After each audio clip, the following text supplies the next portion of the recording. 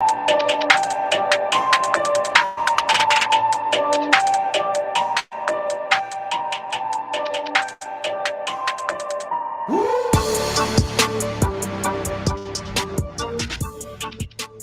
right, everybody, welcome back to Horn Takes Live. It's Bama week, and I just did this whole show and didn't even notice the internet was out, so nothing was streaming. I got a pretty cool podcast recording, though. But we're going to do it again because it's Bama week. Check us out on Twitter, TikTok, YouTube, at Horn Takes. You just like to listen to podcasts, maybe you ride around in the car a lot. Maybe you're a FedEx driver or a ground guy, whatever. Check us out at horntakespodcast.buzzsprout.com. Little quick recruiting news, not much. Dominic McKinley, 5-star defensive tackle out of Louisiana, commits to Aggie on Friday. I don't think it was too unexpected once we got to Friday, but around Monday of that week, if you would have said this guy's going to end up at A&M, I think a lot of people would have thought you were crazy. But nonetheless, he's committed to A&M. A couple guys I think we need to keep an eye on that are committed to other teams. Wardell Mack, 5-star DB out of Louisiana, is a Florida commit. He was supposed to visit for the Rice game.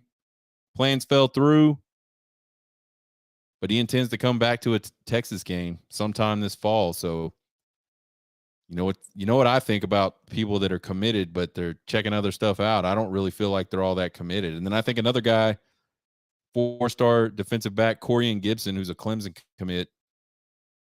If the Texas Longhorn coaching staff has kept communication up with him, and depending on how this Clemson season goes, it's not looking so good right now for the Clemson Tigers.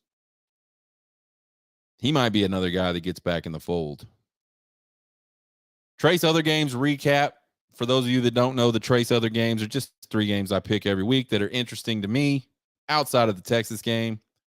So we talk about them. We do a little preview, do a little predicting, and then we see how we do. Usually I do pretty good. I was bragging on myself last week about last season's Trace Other Games and how well I did. I did not do good this week. I was 1-2 this week. Let's get into it. Florida at number 14, Utah. I had predicted this game would be Utah 27-24. Ended up being Utah 24-11. Could have easily been close to my score. Florida messed up a bunch down in the red zone, had some penalties that stalled drives out in the red zone. I think it was a bad loss for Gator Nation, but I don't think they're as far away as probably most Gator fans feel like they are. One of the hardest things for fans to do is really give an honest assessment of where they feel like their team is. You've either got two cases, two sides to this. You've got the total homer that just never sees anything negative about his team, finds a way to positively spin everything. And then you got the guys that are just kind of negative about everything. They try real hard to find everything negative they can find, even in a situation where maybe it's not warranted. And I think a lot of Florida fans are in that case. If you saw Florida Twitter, I don't know why they thought they were going to win that game, but they certainly didn't play that well. But again, I don't think they're that far off. One thing I was surprised about Florida is how unathletic their defensive line is. They're just not good. And I think the Utah backup played a really good game. Utah was physical on both sides of the ball. We talked about that. They're at home. It's just a tough uphill climb for the Florida Gators that night. Didn't get it done, but I think the score was, I think the game was closer than the score indicated. CU at number 17, TCU. Long-awaited debut of Coach Prime and that new-look Buffalo team. I predicted TCU would win this game 38-7. That is not what happened. Colorado clearly was prepared to play that game. Whether TCU was prepared or not, I couldn't tell you, but they did not look like they were prepared. And Colorado was able to pull one out 45-42 over TCU. I thought Colorado looked impressive, especially offensively. Thought they had a really good game plan. Shedeur Sanders did a really good job of playing within that game plan. Got the ball out quickly, was making good reads, getting the ball to the right guys. I thought Horn and Edwards were both really, really solid in this game. I made a tweet during the game. A lot of you Colorado fans and Prime fans that call me a hater and all kinds of crap like that all weekend. I made a tweet during the game. I said Travis Hunter for Heisman. That dude played 129 snaps. That is unbelievable. And like at a high level, not just was on the field for 129 snaps. I mean, this guy, you didn't see him as much on defense. He did make a hell of an interception on defense down near the goal line. But they literally threw the ball to him, Horn or Edwards, every single play. And I know literally was not the right word to use there. It was a lot. I mean, I was just sitting there watching this game in my pool, hanging out with my dad and my mom, or excuse me, my dad and my wife, and just thinking to myself, they got like 3 dudes and they can't stop them. I don't know how long Travis Hunter, or if Travis Hunter can keep up that kind of a pace, but God almighty, he is good. He had 1 pick. We talked about that. 11 catches for 119 yards. And he made some really good grabs. And they weren't just, as good as Shedeur Sanders was in this game.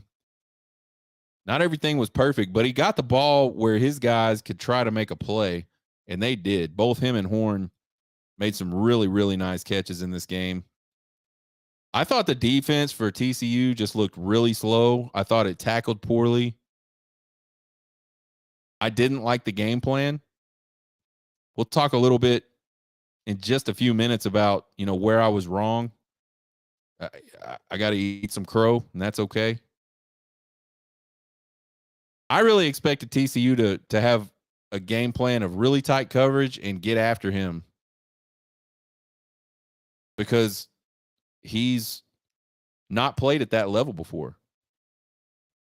And usually what you want to do with a quarterback that's not played at a certain level before, and by level, I just mean a Power 5 football game.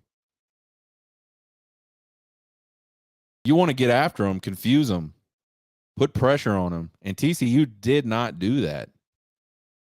So I think that was a mistake. I think Chandler Morris is about the poorest version of Baker Mayfield you could possibly find. He's a midget. He's got to be like 5'10", tops. Made 2 huge mistakes in the red zone. Really, really cost the team. TCU had a slow start offensively, and Colorado didn't. And then just the continued bad defense and just not a great game plan, and even worse execution of that game plan. They couldn't stop Colorado basically the whole game. So I made a video, or I put a video up on TikTok of a show I did, I don't know, a couple weeks ago, I think. And usually what I do is I'll do these shows, I'll cut up some stuff and I'll throw it on TikTok throughout the week. So this one video was not part of game week, I don't think. And it was me talking about the roster, talking about, it was when RJ Young went off on his rant about Colorado not being in the top 25 and how he thought that was crazy. And so I started talking about it on the show one day, and I was just like, man, this team was 1-11 last year. Like, to expect them to be in the top 25 doesn't make a lot of sense. And to expect other people to expect them to be in the top 25 after all this team has gone through just doesn't make a lot of sense. That video got like over 170,000 views this weekend. Tons of comments, mostly that I'm a hater, that I just want Prime to fail, that I'm white, which is pretty obvious. and just stuff like that. Uh, so what I have to do is eat a little bit of crow here. But before I do that, I want to talk about Colorado fans and Prime fans and how y'all take stuff way too personally. I can't tell you how many comments I got that basically like I offended you. Like you would react that way if I talked about, you know, somebody in your family or something. So I'm not a hater, guys. Not. I'm not a hater of Deion Sanders. I'm a skeptical of Deion Sanders.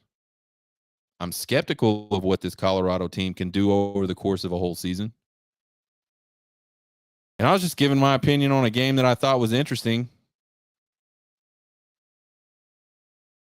in the week 1 of college football. My opinion in week 1 was wrong, and that's okay. So let's talk about what I was wrong about. I said Shadur Sanders wasn't ready for what he was about to see. I said I thought TCU was going to turn him over, and I was wrong. Kinda. I mean, I will definitely say that he played an outstanding game. Within the game plan that Colorado put together, Shadur Sanders probably couldn't have been any better. I just didn't think, again, that TCU would sit back and let him have all these short throws and all these easy, sort of reads and all that stuff that they gave him. I mean, again, not to take anything away from Shadur Sanders, but I think if you asked him, he would even tell you they made it way too easy on me. He catch the snap, make a read, dump the ball to a guy that there was nobody around, and they went and did the rest. So I don't think Shadur Sanders actually saw what I thought TCU would do to him, which is, again, lots of pressure from a lot of different places, play tight coverage, force him to be perfect. And they didn't do that. They went the route of, well, we'll play back a little bit, which maybe they were scared of the deep ball. I don't know. They played back a little bit. They didn't really get after him with a lot of bodies until the second half. And once they kind of started doing that a little bit, they did get some stops. I don't think they did it consistently enough. So I think, again, I was definitely wrong about the turnovers. He was perfect in that respect. But I don't think he saw what I thought he was going to see.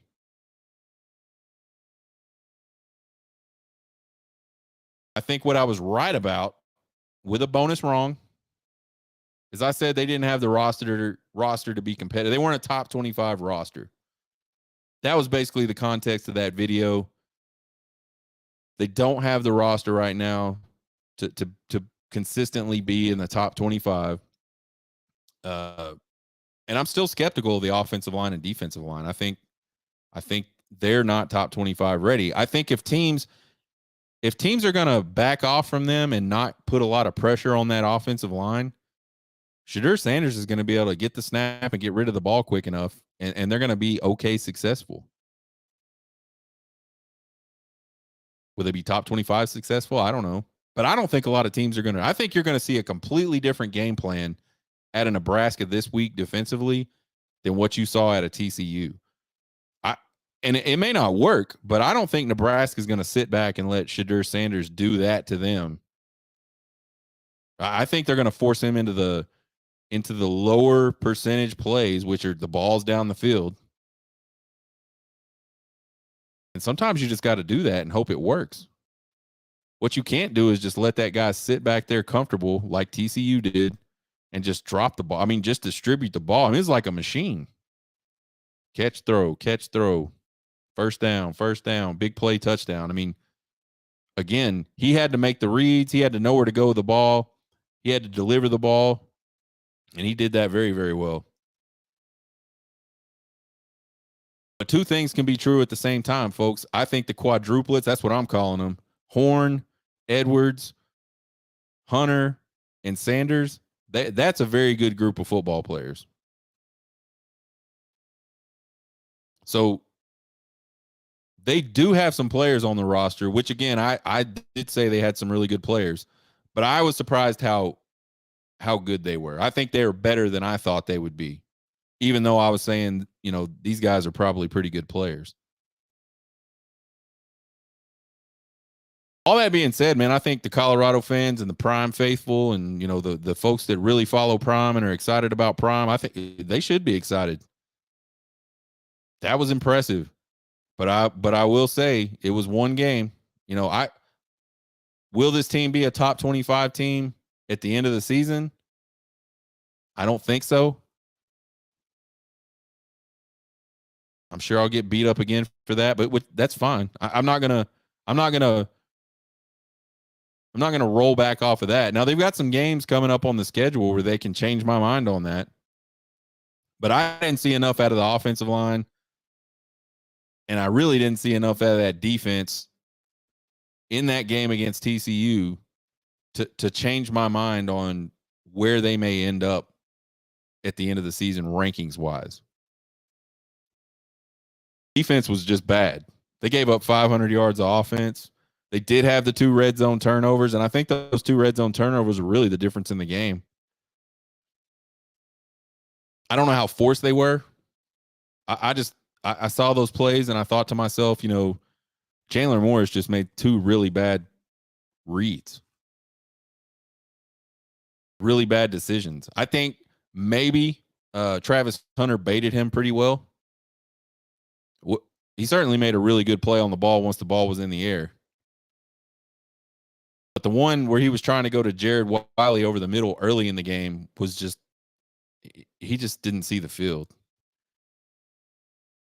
He saw a 6'7" guy that in warmups you can throw it up there and he's going to jump and catch it. But he forgot there was guys from Colorado's team in the end zone waiting to intercept it. They got no pressure on the quarterback. Very rarely did they affect anything Chandler Morris was trying to do. They cannot run the ball. 34 rushes for 55 yards.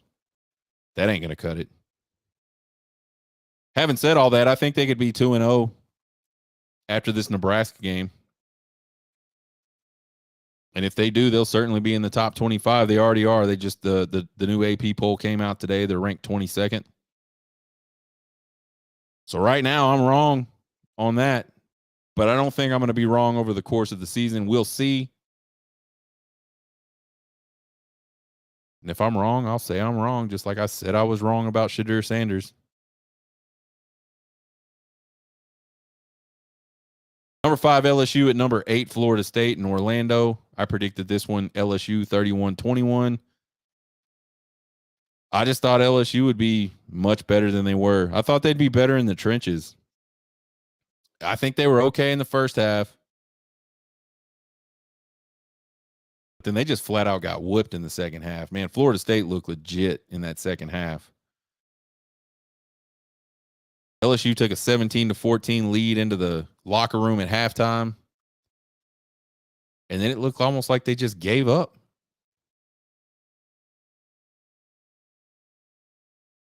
I was checking out the box score of this game, and something interesting I noticed was almost all of the stats up and down the box score for both teams are almost exactly the same. The big difference, outside of one fumble, LSU did lose a fumble. Florida State was clean. But I think the real difference was on 3rd and 4th down. LSU was 0 for 3 on 4th downs. They were 3 for 10 on 3rd down. And Florida State was 9 of 14 on 3rd down. So Florida State was able to extend drives on 3rd downs, possess the ball, lengthen drives, and ultimately score points. And I think that was probably the difference in the game. Headed into this game, I looked at both of these teams and I thought, man, I feel like both these teams are just overrated. I mean, they're good teams, I thought. I said top 15 teams for sure.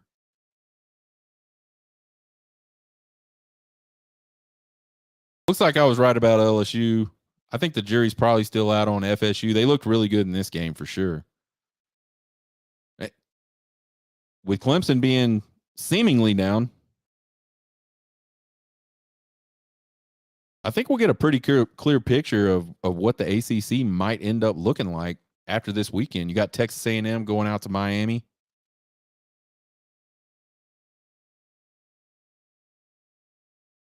I think North Carolina looks pretty good in that league. Duke had a really good game last night against Clemson. I don't know. We'll see. We'll see where Florida State stacks up at the end of the season. But right now, they look really good. Rice Owls recap. I predicted 52-10. We won it 37-10. I was watching this game live, hanging out with my family, not paying as much of attention as I normally would to a college football game, but just some initial reactions as I watched the game. I was like, man, the O-line is struggling. They are not playing well at all. The long ball we cannot hit. And then the defense was just absolutely suffocating. I rewatched the game this morning.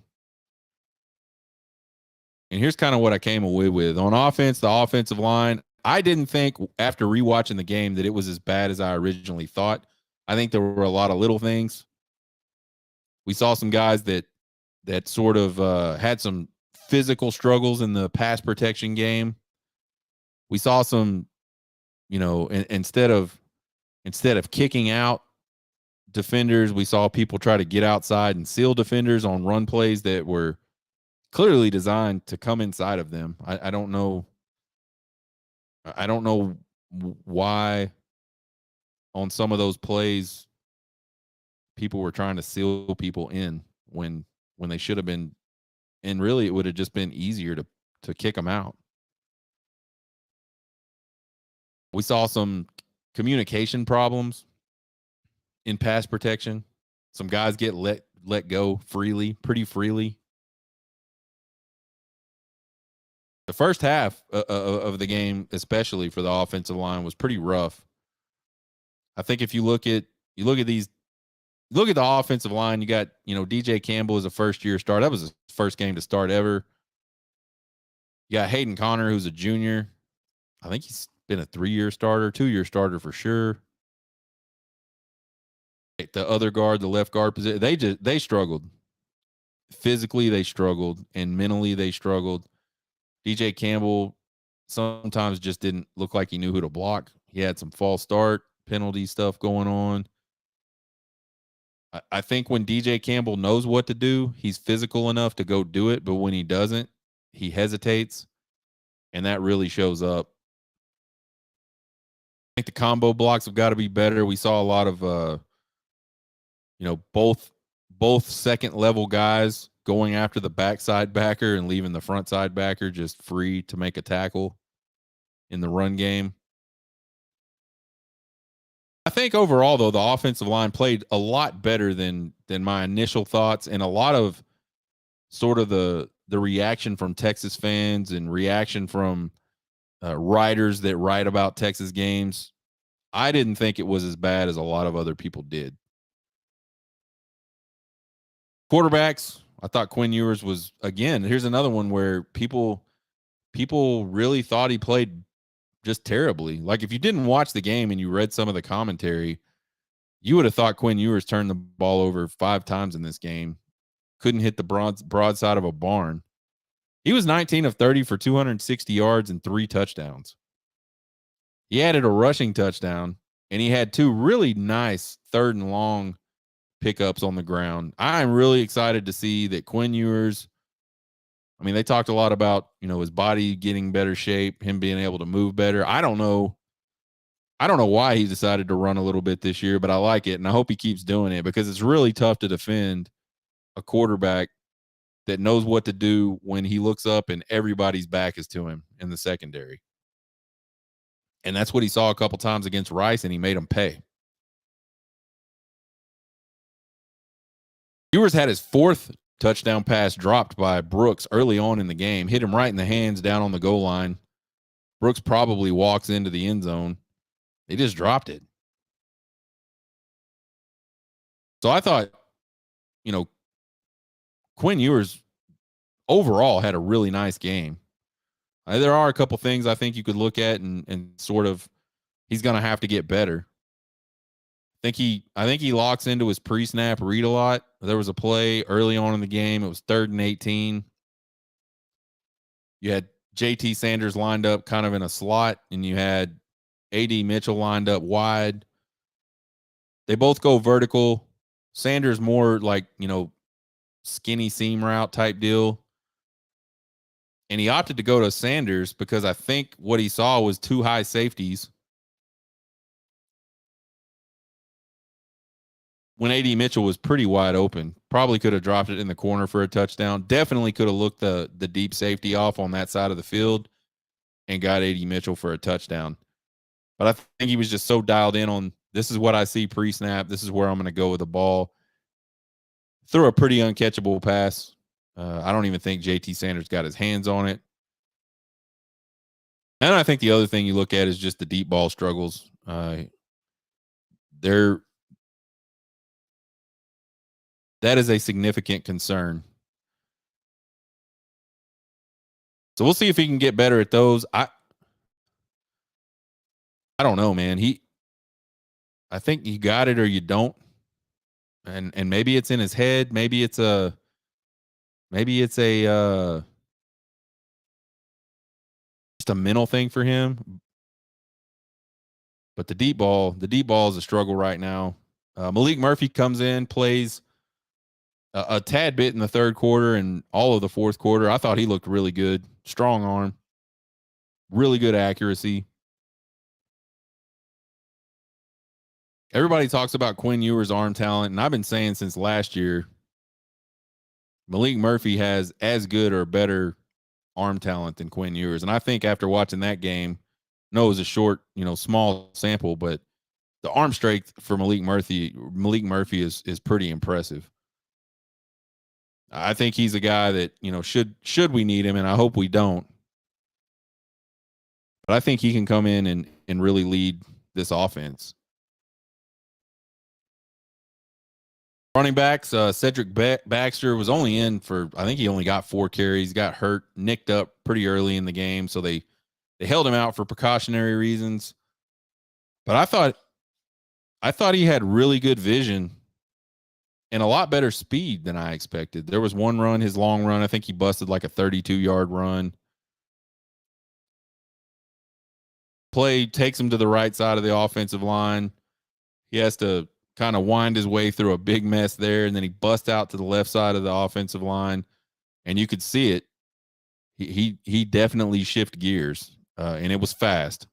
And I didn't expect that out of CJ Baxter or Cedric Baxter. So I think I'm excited about that. I thought Jaden Blue was probably the most consistent runner. I really like Jaden Blue, and I kind of always have. I think he's a guy. He's got a real suddenness about him. Brooks is a big guy, powerful guy. Excuse me. Baxter is a big guy, powerful guy. Brooks is a bigger guy with a really long sort of glide to his running style. He kind of reminds me, not the speed, but just what he looks like running the ball, of Jamal Charles. Jamal Charles didn't really have like a ton of suddenness about him, but he was so fast, and it was real smooth. I think Jaden Blue has got a lot of suddenness, like a lot of stop and go suddenness, really explosive from a dead stillness. And I'm going to compare him to this guy. I'm not saying he is this guy. I'm not saying he's going to be this guy at all whatsoever, but it reminds me a little bit of Bijan Robinson and the way he can stop and go so quickly. Jaden Blue is definitely more on that side of the spectrum than Brooks or Baxter are. Brooks had a pretty decent game, continues to be a threat out of the backfield. And I think that's probably his biggest threat is out of the backfield, catching the ball. He had another long touchdown yesterday. Excuse me, Saturday.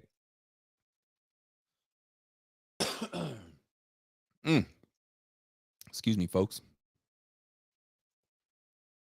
All 3 of those guys were over 4 yards per carry. Combined, they averaged for 5.6 yards per carry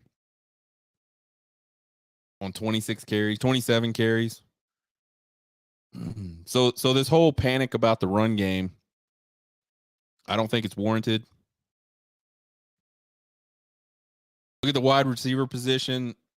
AD Mitchell had a really, really nice route down in the red zone for a touchdown. But AD Mitchell is not much of a blocker at this point. Very small sample size, but I watched him on 4th and 1 not block the soul that was standing right across the line of scrimmage from him. He barely put a hand on him.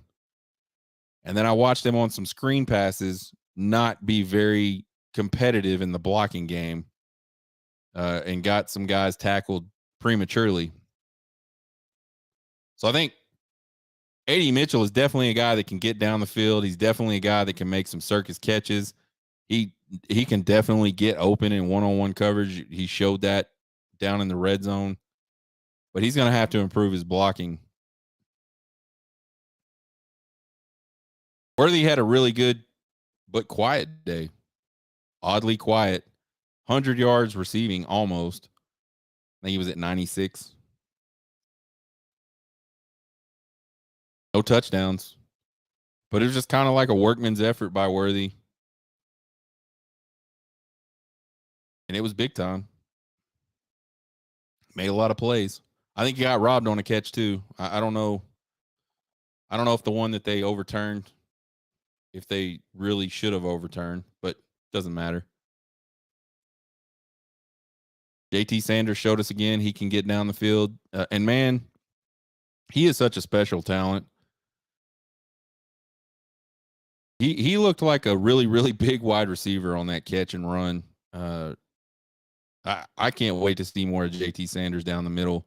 I think when you look at the weapons they have on the outside, it could really open a lot for him. And they just need to execute it. Offensively, they did get stopped on 4th down twice, 4th and short twice in the first half. First one was a pretty poor throw by Quinn to JT on a little rollout into the flat. That should have definitely been a first down.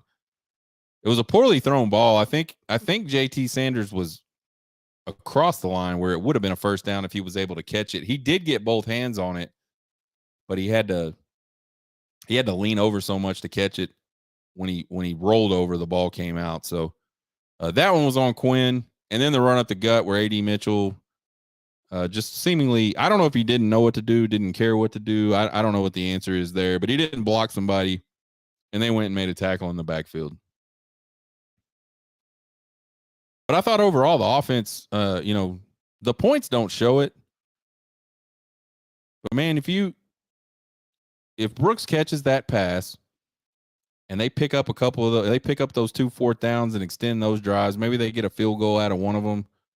You're looking at like a 45-47 to nothing, or 47-10, maybe even a close to what I predicted type game. So I think the hysteria amongst the Texas Longhorn faithful on this game is just a little dramatic. Defensively, the defense played really, really well, and no better group than that defensive line. Really impressed. We've heard it all camp. Like, we kept hearing this defensive line is really, really good, and I was a little bit skeptical. And they are really, really good. T'Vondre Sweat just blows up everything, whether it's the run game. I don't think I've seen a dude that size be as relentless in the pass rush as T'Vondre Sweat is. He led all defensive tackles in pass something percent. I don't even know what the stat is. It's crazy what they tracked today. Basically, the stat is like out of the number of pass plays he was in on, he beat his opponent at a higher percentage than any other defensive tackle in the country this weekend. So just a really special talent, man. I don't know how they draft people, but if he keeps playing like that, you got to think he's going to play his way into day one. I mean, I know it sounds crazy, but I think he's that kind of talent. He's huge, and you can't move him. And not only that, but he just moves everything around and just disrupts everything so badly. Huge difference maker. Ethan Burke, the sophomore, true sophomore out of Austin Westlake, played a little bit last year. You could see these flashes and go, man, that guy's got an opportunity to be really good. Big kid, 6'6", 250 pounds, really long arms, super athletic. He's a lacrosse player. He's going to be a problem. He is everywhere on the football field. He was everywhere in the spring game. And again, you see your guys play against your other guys, and you just go, well, I don't know. That could be a wash, or I'm skeptical of how good he actually is. Well, man, he had 1.5 sacks in the game on Saturday. He missed one, and he'll learn to finish those. He just got a little too antsy he had a pretty good run around the offensive tackle, and there's the meat right there to sack, and I think he pressed B too soon. For those of y'all that don't know, Sega Genesis, the B button was the tackle button. It was like the dive button. And in high school, I was playing defensive tackle one night, and they threw a little like swing pass out to a running back, and he broke down because he saw one of our defensive backs in front of him. He's going to juke him a little bit, I guess. And I thought I had this clear shot at this kid, so I dove and got air. Got to the sideline, and my buddy says, "You hit B too soon." So that's what Ethan Burke did. It happens. You get excited. But I think he's going to be outstanding. He's good both sides of the ball too, or both the run game and the pass game. Really understands the outside leverage that he needs to keep, and just so quick and explode. Like his arms are so long. Once he really learns how to use his hands, he's gonna be a huge problem. I'm really excited to see how much he can develop while he's at Texas. I think Big Alfred Collins, if that dude decides he doesn't want to get blocked, he's not getting blocked. He had a couple of really nice plays, took on some double teams, and I'm talking he didn't move. And that's hard. And then you got Big Vernon Broughton. I thought he had a really quiet game statistically, but just like Sweat, he was in the middle just wrecking shop, making things really hard on that Rice interior. I think another guy on that defensive line that we haven't seen, he's a redshirt freshman, is Chris Ross. 6'4", 250-pound redshirt freshman. He looked really twitchy, really fluid. I saw him flash across the screen while I was rewatching the game. I was like, who the hell is that? And so I had to look up his number because I don't know all these guys yet for this season. He didn't show up in the stat line, but he looks like he's really athletic. I think he kind of came on late in camp, and I think it's just because of how athletic he is. He could be a really good one. I look for him to make some noise this year. Last bit on the defensive line is Barron Sorrell was a complete non-factor in the game. Just didn't show up in the stat line. I don't think he really affected too much. It's just one game. Not gonna be down on Barron. But I kind of thought this would be an opportunity for him to break out and really get a jump on some sacks and kind of put himself in the conversation to be one of those double-digit sack guys. But we didn't see it. Again, really early in the season. You look at the linebackers, Jalen Ford, just ball hawk. Do not throw it around Jalen Ford. He is going to catch it. I think Ant Hill is going to be a guy that is really, really good off the edge, kind of in a Harold Perkins type role from last year. He was in on a couple of passing situations. I really only saw him rush one time. He did not get a sack, but he definitely affected the throw. Caused Daniels to have to throw it high for an incomplete pass. So, again, he disrupted, and that's what you want defensive linemen to do, is disrupt. And I know he's not a defensive lineman. That's what you want your pass rushers to do, is disrupt. Linebackers got to get a little better on those shallow crosses. We saw David Benda kind of get pulled into the middle of the field on a crossing route that ended up going for 30-something yards, the biggest play of the day for Rice. I think all that's fixable. Another guy that played a little bit, Leona Lafau, middle linebacker, number 18. He looked pretty good in very limited action. He's a true freshman, though. I mean, he's kind of the heir apparent to Jalen Ford, I think.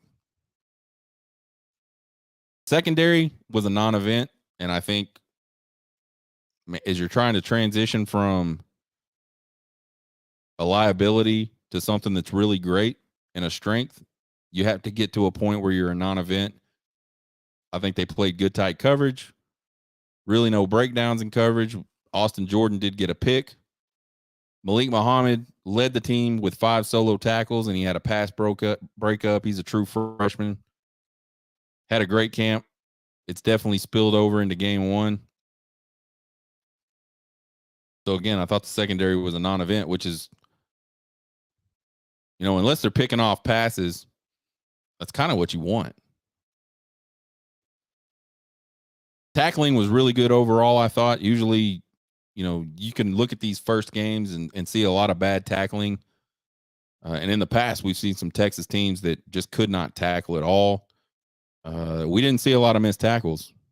Most of the time, even in one-on-one situations, guys got their hands on runners and they got runners down to the ground. And then in a lot of cases, just a lot of guys around the ball. Special teams, Bird Auburn looked really, really good. He did miss a 56-yarder, but he didn't miss it long. He just missed it a little to the left. Kick coverage was good. Worthy was a step away on a punt return from taking it to the house. A lot of good things on special teams. Closing thoughts on this game. I mean, it was a game that I think a lot of us Texas fans thought that Texas was going to really dominate from a scoreboard perspective. And it certainly wasn't perfect, but I do not think it was anywhere near as ugly as most Texas fans think it was. I think they were just a couple of plays away from it being that really big blowout that I think a lot of us thought. The 2 guards have got to get better. They've got to be more physical. They've got to understand what they're doing better. They've got to communicate better with the offensive tackles. Just can't. Rice was able to get pressure up the middle early on in this game, pretty much the whole first half, and it really disrupted Quinn Ewers and his ability to get the ball down the field and find the right read and find the right guy to get the ball to. We can't live in a world where that continues to be a thing, where defensive tackles and stunners are getting free runs at the quarterback. So I'll be kind of interested to see if Cole Hudson, who was the starter last year at right guard and was kind of held out of this game, a little nicked up, so they held him out of this game. It'll be interesting to see if he gets a start at one of the guard positions this week. He's been playing both guard positions in fall camp, the center position in fall camp. Started last year as a true freshman. You go back to Ewers in the long ball, sort of struggles. He's just got to let it rip. He's got to stop thinking about it and just let it go. And I don't know. I don't know what that means for him, and I don't know how you get over that hump, but he's got to do it. Quinn Worthy should be worth 6 way more than it has been. And Quinn to A.D. Mitchell should be worth 6 a lot as well. But the only way for that to happen is if Quinn Ewers can start being way more accurate on these deep balls. He had a couple of underthrows, weren't really his fault. He had guys in his face.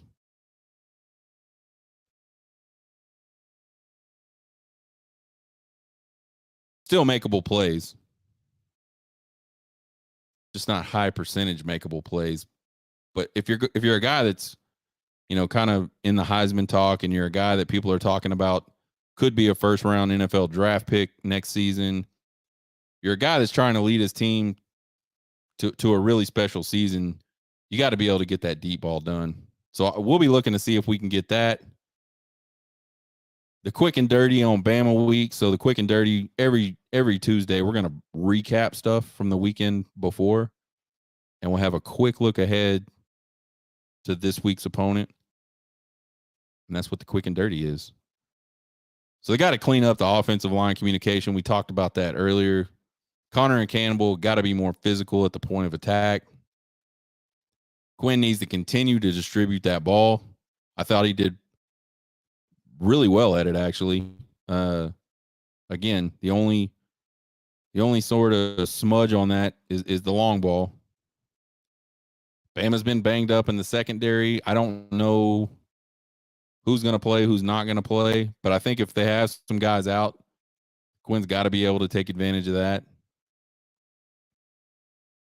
I think it'll be interesting to see how that might affect Alabama's game plan defensively.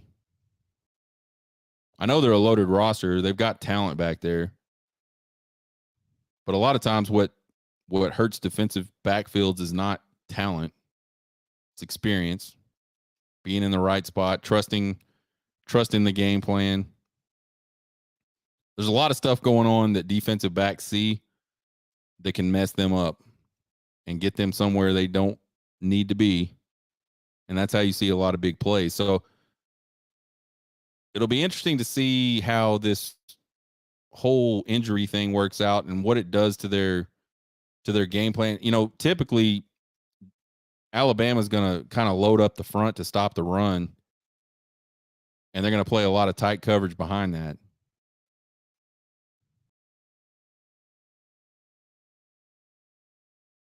So we'll see what they do on Saturday. I think Milroe is like as dangerous as they come with his legs, especially when pass plays break down. Texas is going to have to do a really good job of containing that. And that's got to slow you down on pass rushes. You can't just come with reckless abandonment. But you also can't get yourself in a position where you're letting them hang back there and get guys open down the field, because Milroe can also drop a really nice dime down the field. Milroe was a Texas commit. And then he decommitted when Quinn Ewers committed. And then Quinn Ewers decommitted and he didn't recommit. But then Quinn Ewers recommitted, and here we are. Quinn against Milroe. Close to a top 10 matchup. Texas is 11th in the AP poll. Alabama moved up to 3 in the AP poll. I think kind of the most interesting matchup in this game for me is a really good Bama offensive line against a really good Texas defensive line. I think whichever group out of those two groups has the best game, I think that's going to determine who wins this game. I think both Texas's offensive line and Bama's defensive line are really good units, but they're not, to me, on the same level as the Bama O-line and the Texas D-line. Random college football thoughts for the week 1. Clemson gets upset by Duke. And to me, it's starting to look like the fall of Texas football under Mack Brown. You look at these two guys and their sort of path to where we are today with Dabo and where we ended up with Mack Brown. Great run of 10-win seasons, national title game appearances and wins. All of a sudden, there's a miss on a QB. Garrett Gilbert for Mack Brown. DJU for Dabo Swinney. Which, by the way, both of those guys go on, and it's really early for DJU, but he's having a really good time at Oregon State so far. Gilbert went on to SMU, had a really good collegiate career, played in the NFL. I think he's still in the NFL. And then all of a sudden, like, the wheels just come off. And I think that really illustrates, like, the life cycle of a coach or a CEO type. They're just not effective after 10 years or so. It's hard to be effective for much longer than 10 years in a CEO / head coaching type role. And that's not just sports. That's anywhere. And that's what makes Nick Saban and what he's been able to do since really, about 2009, 2008, 2009. That's what people don't understand, how hard that is to do what he's done. Most people can't, most people won't do that. But I think we might be seeing, sort of the fall of Dabo Swinney at Clemson. He'll get on somewhere and he'll probably do great. But I don't know. I think Clemson's in for a rough season. I don't think Swinney will get fired for having a rough season, but I don't think he has too many more rough seasons. You go back to end of last year, they started to really struggle. Be interesting to see how that turns out. The hateful eight of the Big 12, 3 of those guys really embarrassed themselves both on and off the field this week. You got Tech losing to Group of 5 Wyoming 35-33. You got TCU getting run around in their own home field by Colorado, a team that won one game last year, 45-42. And then you got Baylor. This is probably the most embarrassing of them all. You got Baylor getting beat by Texas State, who has never beat a Power 5 school, at home in Waco, 42-31. You got the TCU students heckling Travis Hunter. And really just kind of taking it too far with him and Deion Sanders. I'm all for the trash talk, but I think you can be a home field advantage and try to get in the other team's head, which they should do. That's the advantage of having a home field advantage, but you could do it like a little more respectfully. And then when it just totally backfired after they dogged Travis Hunter and he had the type of game he had, caught an interception right in front of him. Not a great look. I know it happens everywhere. I'm not trying to single out TCU fans, but, screw them because they've been a bunch of whiny bitches for a really long time now. TCU unveils a college football playoff banner. I don't like a participation banner. Seems weird. I don't know if other teams do that. Not intentionally singling out TCU. But to me, that's really lame. And then Joey McGuire spent the entire summer like taking shots at Texas, taking shots at Coach Sark. And then all of a sudden he takes his team on the road and loses to a Group of 5 school in double overtime. And now he's quoting Sark about embracing the hate. And this all revolved around, I don't know if someone asked him a question or if he just offered this information up about all the stuff he's reading on social media that Texas Tech fans are saying, which, why is a coach paying attention to social media? Like, it's the coach's job to go win games. And it's the fans' job to show up and then piss and moan when the head coach doesn't do his job. And that's all Tech fans were doing. But apparently it struck a chord with Joey McGuire and some of the big-time boosters there at Texas Tech. And then Joey McGuire goes on to tell them they need to be bought in or they need to shut their mouths. And Tech fans will love you, but they'll also turn on you real quick. Chris Beard can tell you about that. Mike Leach can tell you about that. I'm not sure he endeared himself to a lot of Texas Tech fans with that commentary. And I think with Oregon coming to town this weekend, if that goes badly, which I'm not saying it is, but Oregon offensively looked pretty damn stout in their opener. Sure, it was against the nobody, but they scored 80 points.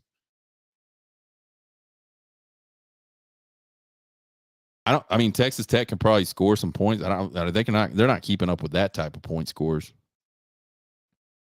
I think things could get pretty ugly in Lubbock, Texas for Joey McGuire. I think the Wyoming game looks pretty interesting now in a couple of weeks. Check this scenario out. What if the Texas Longhorns go on the road, find a way to beat Alabama and Tuscaloosa, come back to Austin feeling really good about themselves, and get themselves in a dogfight with Wyoming like Texas Tech got themselves in a dogfight with Wyoming? Could happen. Could be one of those trap games. It would be a damn shame to go 2-0, come home and lose that type of game. That Peasley kid, that quarterback for Wyoming, did not have a great statistical game, but he showed up big time at the end of that game. You don't want to let that type of dude hang around.